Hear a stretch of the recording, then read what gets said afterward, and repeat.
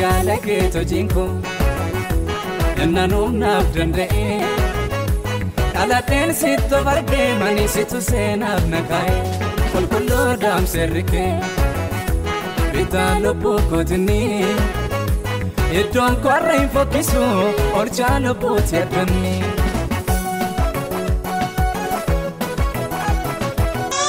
Arra barfannan adannan qabnu barfannan keenya barfannaadhuma fannooti sagana waaqeffachiiftoonni keenya xiqqooshe rendeebii tokkoon waaqeffachiisu suutanii mee dubbii kana dubbadheen walii wajjin gabaabaatti ilaalla nu waan hundumaa gochuu danda'u Yesuus Kiristoos immoo gara keenya hin ta'a maqaan Waaqayyoo bara baraan eebbifamu inni dhuguma gooftaadha mee warri amantaan inni dhuguma gooftaadha jedhaa Jira dubbadha Yesuus gooftaadha jedhaa Jira dubbamo Yesuus gooftaadha jedhaa inni owwaala dhiigee Yesuus gooftaadha inni owwaala dhiigee Yesuus gooftaadha Haleluuyaa maqaan isaa eebbifamu guyyaa irraa miseensonni waldaa keenya warri onlaayinii irraas warri lafaaf warri faana barannaa Maatiyoos boqonnaa 26 lakkoofsa 47 kan jiru irra deebi'ee dubbisee isumaan gara dubbii sagalee Waaqayyootti deemna akkeedha dubbii Waaqayyoo utuma Yesuus kana dubbachaa jiru kunoo Yihuudaa warra 12 keessaa tokko gara isaanii dhufee isaanii wajjinis tuutisodhaan baay'ee luboota warra hangafoota maanguddoota jaraa biraa ergamanii billaadhaa fi bokkuu qabatanii dhufan inni dabarsee Yesuusin kennuuf ture sun bilikkitaaf inni ani dhungadhu isaa qabadhaa jaraan jedhee ture Yihuudaan akkuma Yesuus biraa dhufee nattan barsiisaa koo jedhee isaa dhungatee Yesuus immoo namicha koo maaliif as dhufte jedhee yommus jarri itti adeemanii hiixatanii Yesuusin qaban kunoo warra Yesuusin wajjin turan keessaa tokko billaa isaa butgodhee lukkifatee garbicha hangafa lubootaa rukutee gurra isaa irraa gube yeroo sanatti Yesuus immoo billaa kee mannee isaatti deebisu warri billaa lukkifatan hundinuu billaadhaan hin badu ani abbaa kootti ageessifachuu hin danda'u sitti fakkaataare innoo ammuma ergamoota duulaa 12 caalan iyyuu anaaf hin erga ture silaa ammoo akkas ta'uun akka isa irra jiru kan dubbate caaffanni qulqullaa'oon attamitti raawwatamuree jedhe yeroodhuma sanatti Yesuus tuuta sanaan immoo akka warra saamtuu qabuudhaaf ba'aniitti ana qabuudhaaf billaadhaaf bokkuudhaan yaadanii guyyaa dhufaa darbaa mana qulqullummaa keessa taa'ee barsiisaa ture isin immoo hin qabne amma garuu caaffanni raajotaa akka raawwatamaniif kun hundinuu ta'ee jedhe yommus bartoonni hundinuu isa dhiisanii baqatan maqaan Waaqayyoo eebbifamu humna fannoo kan jedhu walii wajjin ilaalla humna fannoo kan jedhu kana walii wajjin ilaalla waa'ee humna fannoo wal faana ilaalla gooftaan keenya Yesuus Kiristoos fannifamuun maaliif isa barbaachisee kan jedhu wal faana gabaabsinee ilaalla gooftaan keenya Yesuus Kiristoos uumamuu biyya lafaa durayyuu maqaa Kiristoos jedhamuun hin turre yoo ta'e tureera garuu macaafa kakuu moofaa keessatti gooftaa keenya Yesuus Kiristoosiin Kiristoos kan jedhu hin caafamne Yesuus kan jedhu hin caafamne maqoonni kun garaagarummaa qabu maqaan inni Kiristoos jedhamu humna waaqayyummaa isaa isa owwaala dhiigeedha maqaan inni Kiristoos jedhamu humna waaqayyummaa isaa sanittiin hafuura hamaa baasuudha maqaan Kiristoos jedhamu humna waaqayyummaa isaa sanittiin owwaala dhiige isanni waaqarraa fudhatee dhufe isanni ittiin jaamaa banaa tureedha maqaan Yesuus jedhamu immoo maqaa lafarratti haati babbaan isaa isaaf moggaasan kanaaf yeroo baay'ee gaafa waamamu walitti Yesuus Kiristoos jedhamee waamama maqaan kun maqaa salphaa miti maqaa kana jala seexanni taa'uu hin danda'u maqaan kun maqaa salphaa miti maqaa kana adduu akka ajaa'ibaatti arga maraatuun fayya gooboo qajeela maaliif maqaa kanatu maqaa ajabaadha maqaan kun maqaa irra caalu maqaa gootaati maqaa gootonni baay'een biyya lafaarraa ka'anii darbaniiru maqaa isaanii seexanni bahee hin beeku maqaa isaanii mukti gogee hin beeku mukti jiidhaan immoo mukti gogaan immoo jiidhee hin beeku namoonni baay'een gootummaa isaanii dhaadhatan miliyoonatti lakkaa'amuu danda'u. Maqaa gootummaa isaanii baalli mukaa tokko xabjettee irraa buutee beektu. Baay'een namoota gootummaa isaaniitiin kan isaan dhaadhatan nama ajjeesaniif lubbuu baay'ee dhangalaasaniif reeffa namoota baay'ee walirra naqaniitu ani goota nan danda'a beekaadha kan jedhan lakkoofsan qaban. Inni kan kennaa garuu reebamee tumamee dhiitamee qabalamee owwaala dhiigee ka'ee gootummaa isaa dhaadhate. Ameen haleluuyaa. Namni namatti duullaan inni kan kennaa Yesuus du'atti duule. Haleluuyaa.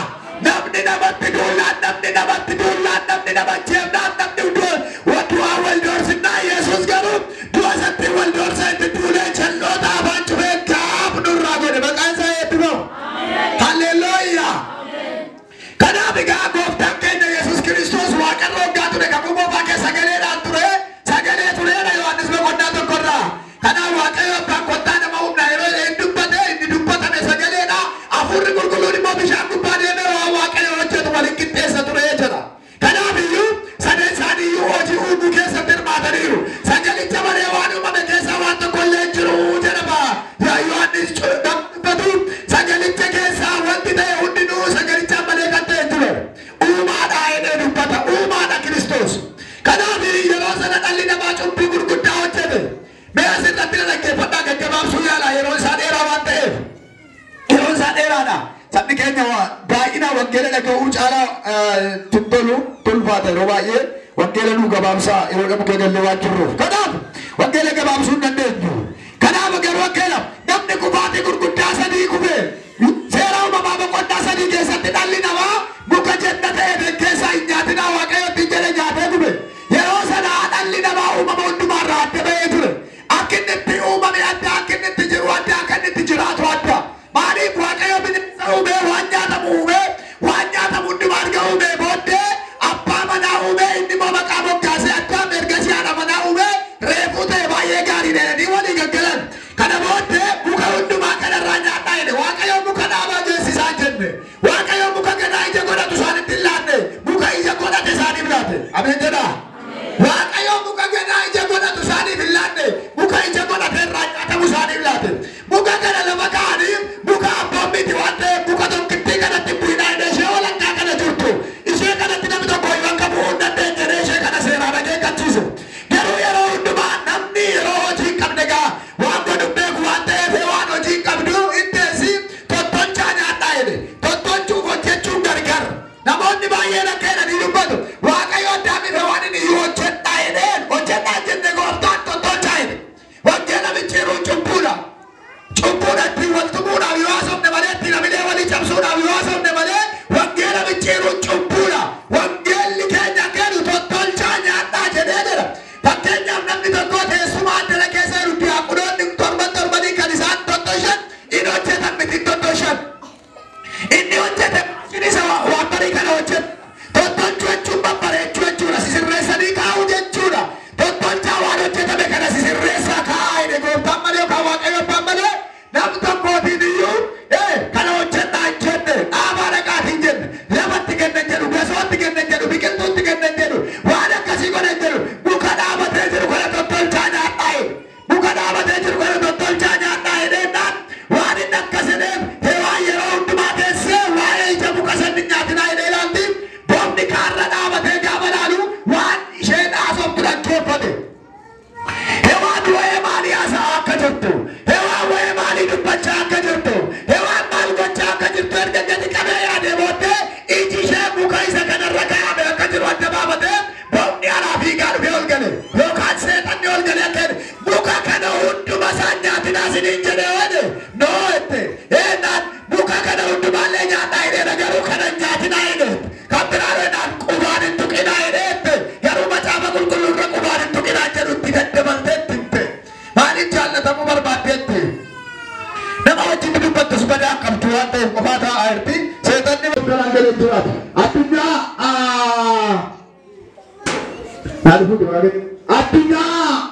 hanga bilisummaa keessa namni biraa galee jiraachuu danda'u namni biraan isa addunyaa isa galu hundumtuu addunyaa mataa isaa keessa jiraatu gaafa ofii keenya Kiristoos kun gaafa nu galu maaliif akka jiraannu nu gala maal keessa akka jiraannu nu gala addunyaa mataa keenya adda adda baafanne beekna addunyaa kee jiraannu beekaa namni biraan isa addunyaa kee jiraatu beekaa addunyaa walitti kan biraa harkisuun dandeenyu. Nuyi garuu walii kakabnu garuu addunyaa Yerusaalem keessa amantiidhaan jiraanna. Isa garuu walii qabna. Ameen jedhaadha.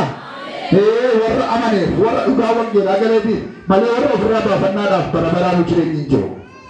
Gooftaan Yesuus itti mul'atu na tokko gaafatama yookiin soba ta'e.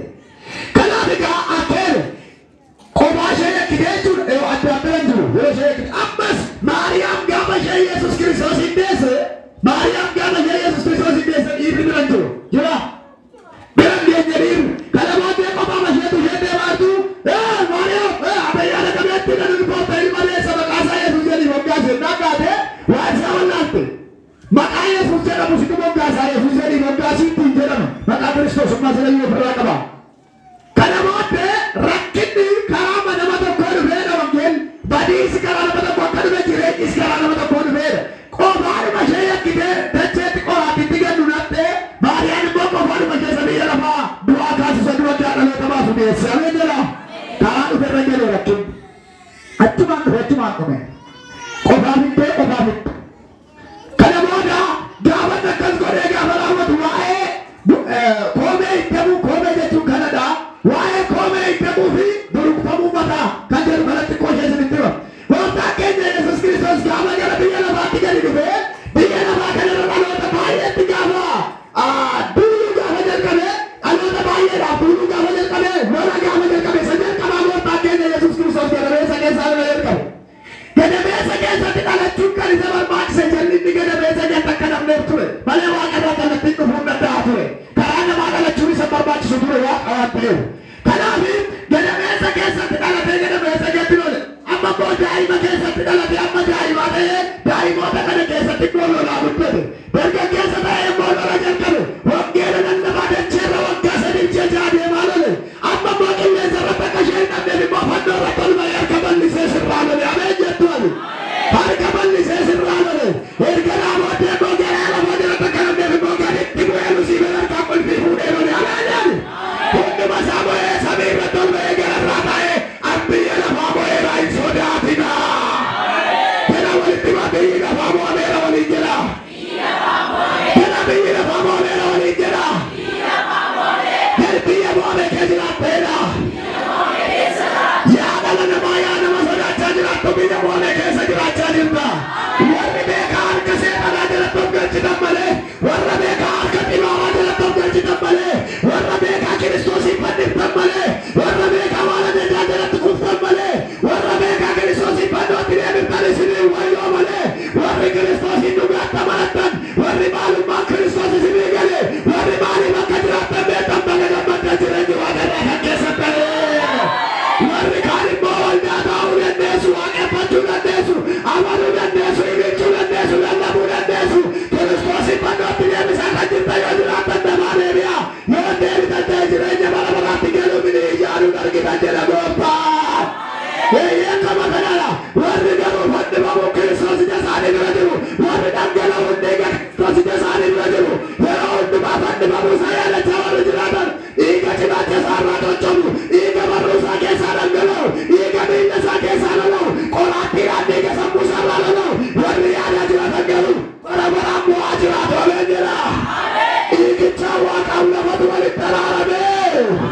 Haleluuyaa. Maqaan isaa eebbifamu. Kana booddee reebamaa gara fannoo irratti gara gaara tokkootti ol ba'ee kadhachuudhaaf Getesemee gaara jedhamutti guyyaa qabamuu isaa keenyaan ol ba'e Yesuus. Gara gaara kanaatti gaafa ol ba'u bartoota fuudhee dhaqee bartootaan kadhadhaa hidhee iddoo tokko isaan kaa'e. Bartoonni hin rafan. Ilaawwadhaa ijoolleen naqa jalqabaa ijoolleen. Iddami shan irratti deebitan yoo laatan iddoo machaa. Isa sadaffaa kana afaanota adda addaa dubbachuu jalqaban. Afaanota adda addaa kana afaanota tokko dubbachaa turan. Kanaaf gooftaan keenya Yesuus Kiristoos gaafa baay'ee ilaalu ijoollee warra namarratti dhalatanii xuubii ijaaranii gara waaqaatti ol ba'uudhaaf ka'an. Xuubii ijaaranii gara waaqaatti asii ol ba'uudhaaf ka'an. Dheerattu ennaa waaqayyo bira danda'an. Maal gochaa jirtu ennaan inni kaan bishaan fida. Inni kaan xuubii lafaa hojjeta. Inni kaan xuubii isa hojjetame keessa. Simmintoo yeroo situ. Inni kaan waan garaagaraa kana keessa. Yeroo sana kana warshaan garaagaraa daangotee garaagaraa dhaabate ta'e silaa dakkaa waan achi gaariidha. Kanaaf waan garaagaraatu gochaa jiranii waaqayyo waaqarraa kontaadhannee ilmaan namaa laallaa jedheedha. Gaafa waaqarraa dhufan namni dhugumayyuu akkuma itti tokkummaa ishee jabaatee gara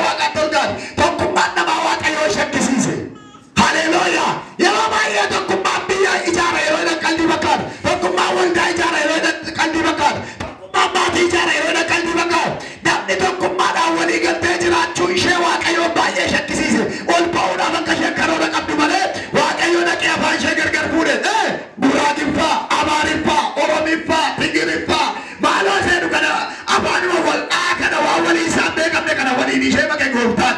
Maqaan waaqayyoo bara baraan eebbifamu.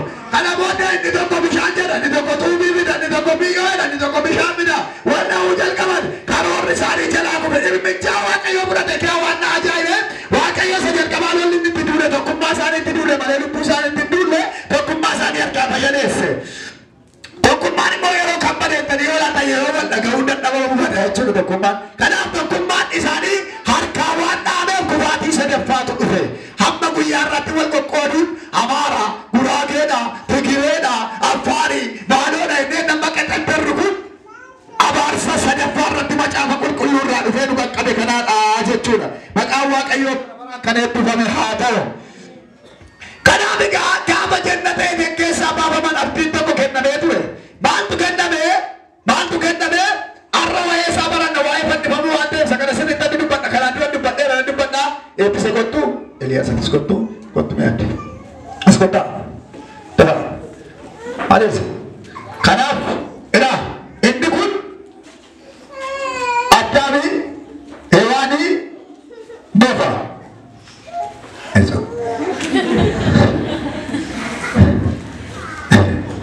Nanti pasal.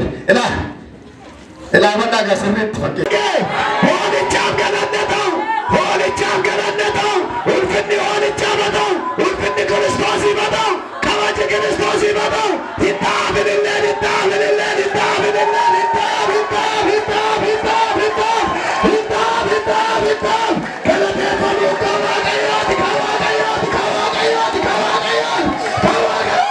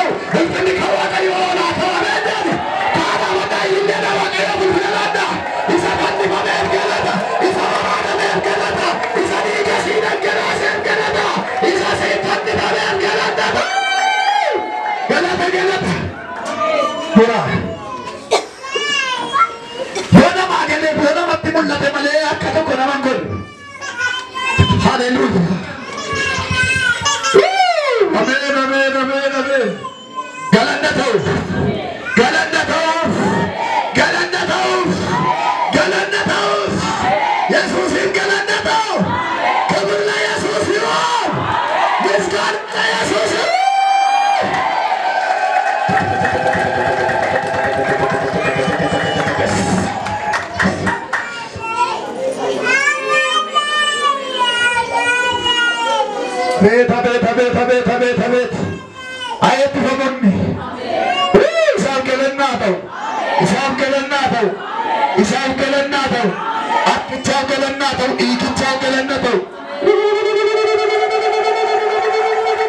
ገለናተው ገለናተው ገለናተው ኢሳወራነ በም ገለናተው ኢሳባንዲ በም ገለናተው ሳዱም ጀሬዲ በም ገለናተው ሳዱም ጀሬዲ ገለገና ሰም ገለናተው ሰባኬ ማቹባ ማተም ገለናተው ሰወራን ሰገማቹ ወራነ በም ገለናተው ሰጭናተተ ወርቀት ብዝማራ ጀርባ በይዘት ጭንካራ ማተም ገለናተው ከበር ላይ ኢየሱስ ገለንድ ከንሳት ገለንድ ከንሳት ገለንድ ከንሳት አቡሮ እንደማንድ ቶራነ በዲነርጋ አቡሮ እንደማንድ ቶራነ በዲነርጋ አቡሮ ኩልኩሉ ተደዳላ ታባጂ ወዳርጋ ሃሌሉያ ወልባና ማጥዋኑ ከደቡ ደባራጨ ጭዱዳርጋ ለሰማታና ማከለበት ዋሊና ለቱራና ወዳርጋ ገለንድ ከንሳት ገለንድ ከንሳት ገለንድ ወባና ከንሳት ያዲያ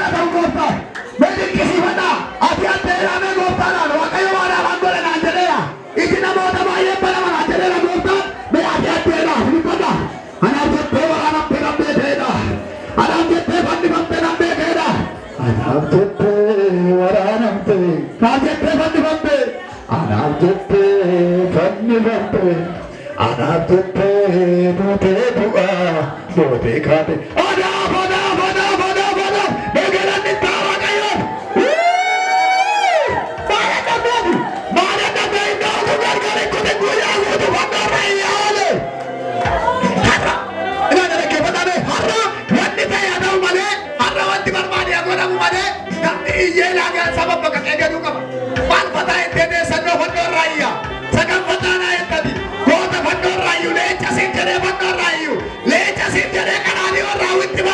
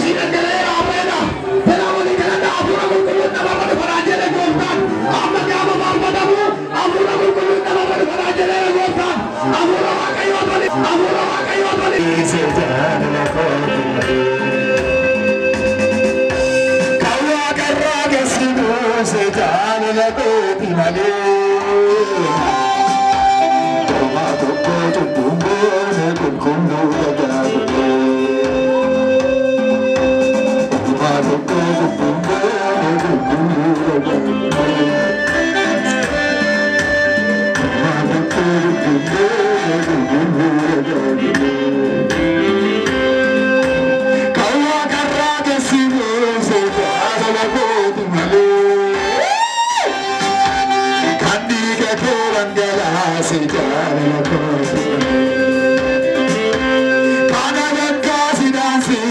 jaalala kooti malee. Aniga kee dhangalaase jaalala kooti malee. Kan orma si tuffachiise jaalala kooti malee. Oma tokkoo tuttumbee qulqulluu dhagaafate. Oma tokkoo tuttumbee qulqulluu dhagaafate.